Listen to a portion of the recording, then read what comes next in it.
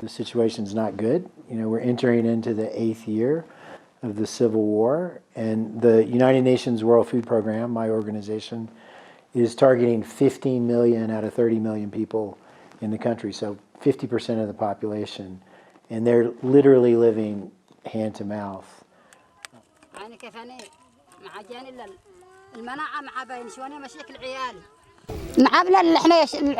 For us, the adults, we have to be patient and go hungry in order to feed the children. If only you could see how sick I am because I only feed my children and then sit around without any food. I might sacrifice myself, but I will never sacrifice my children. I have many children, 6 boys and 4 girls.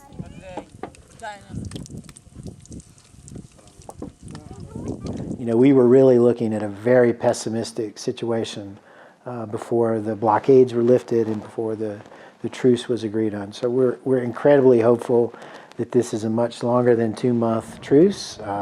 We think this is one of the biggest opportunities for the country that we've seen, in recent times. Okay, excellent. For these researchers, New York's Central Park is a living, breathing climate change lab. And they're searching for clues about how changing weather affects plants and animals. She's using a spectral radiometer. Karen Cito is a geography professor at Yale.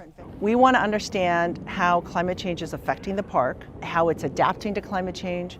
We also want to understand how the park is part of the solution. How much carbon does the park sequester? How much cooling relief does the park offer?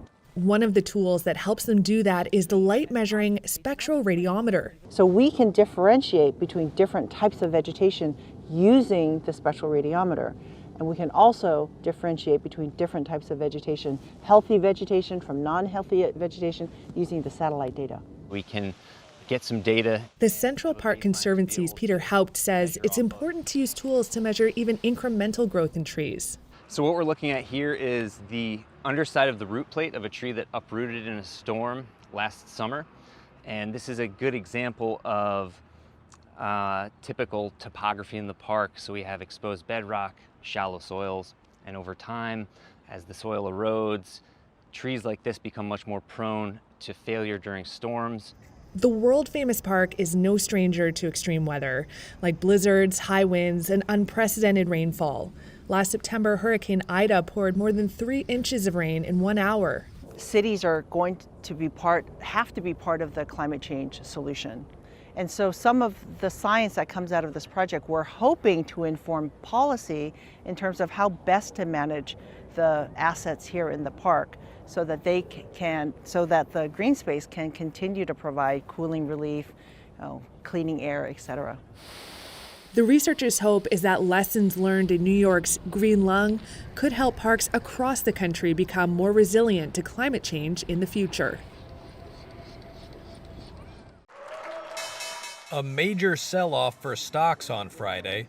All 3 Wall Street benchmarks lost more than 2.5%, with the Dow Jones Industrial Average falling nearly 1,000 points, its worst one-day decline since October of 2020.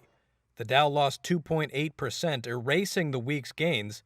The S&P 500 ended down 2.7%, and the Nasdaq finished 2.5% lower. Both of those indexes posted their 3rd weekly decline in a row, while the Dow has lost ground for 4 straight weeks. Concerns about risks from interest rate hikes continued to reverberate after Federal Reserve Chair Jerome Powell's hawkish pivot on Thursday, where he backed moving more quickly to combat inflation and said a 50 basis point increase would be on the table when the Fed meets in May. The CBOE Volatility Index, also known as Wall Street's fear gauge, soared on Friday. Earnings are due next week for the 4 biggest U.S. companies by market cap: Apple, Microsoft, Amazon, and Google parent Alphabet. Each company's stock suffered major sell-offs Friday, as well as Meta Platforms, which also has results on deck for next week. Investors fretted after streaming giant Netflix posted dismal earnings earlier this week, sending shockwaves through big tech. The latest earnings forecast to jolt investors came from the healthcare sector on Friday, after HCA Healthcare reported a downbeat profit outlook, sending shares nearly 22% lower. And finally, shares of Gap lost 18% after the retailer slashed its forecast for quarterly sales, citing problems at its Old Navy business and, quote, macroeconomic dynamics. Republican Representative Marjorie Taylor Greene was in a Georgia court on Friday, trying to stay on the ballot in 2022. That's as a group of voters are working to block her, arguing that the supporter of former President Donald Trump has violated a policy of the U.S. Constitution known as the Insurrectionist Disqualification Clause by supporting the January 6, 2021 rally on the U.S. Capitol that turned into a violent assault. Greene defended her Twitter invitation to the rally, saying she expected a peaceful march. I was asking people to come for a peaceful march, which is what everyone is entitled to do under their First Amendment, but I was not asking them to actively engage in violence. There's not a secret code in there that it's supposed to be peaceful, right? Well, I never mean anything for violence. I don't support violence of any kind. The clause, which passed after the U.S. Civil War in the 1860s, prohibits politicians from running for Congress if they have engaged in insurrection or rebellion or given aid or comfort to the nation's enemies. During the hearing, Greene was pressed on whether she advocates for political violence against people with whom she disagrees with, and she replied, I don't think so. I don't know how to answer that. Andrew Selly, a lawyer for the voters, also questioned Greene about a video she recorded in 2019 before she took office, calling U.S. House of Representatives Speaker Nancy Pelosi a traitor. After first denying the statement, she said this. Oh, no, wait. Hold on now. I believe by not upholding the securing the border, that violates her oath of office. The voter challenge is being spearheaded by a group called Free Speech for People that advocates for campaign finance reform. Greene's lawyer, James Bopp, argued during his opening remarks that removing her from the ballot would be both unfair to her and to voters in her conservative-leaning district, and that as a lawmaker, Greene was herself a victim of the violence on January 6th. Greene is expected to appeal any ruling against her and has already brought parallel litigation in U.S. federal court seeking to halt the administrative proceeding.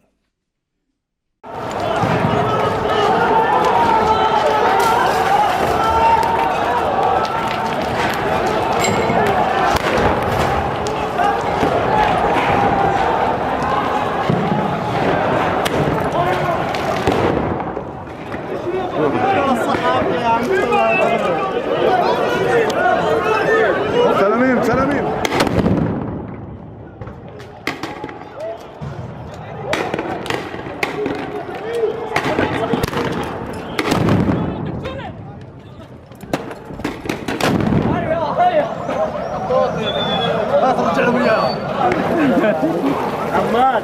عماد شط النار يا حبيبي من هون يا زلمه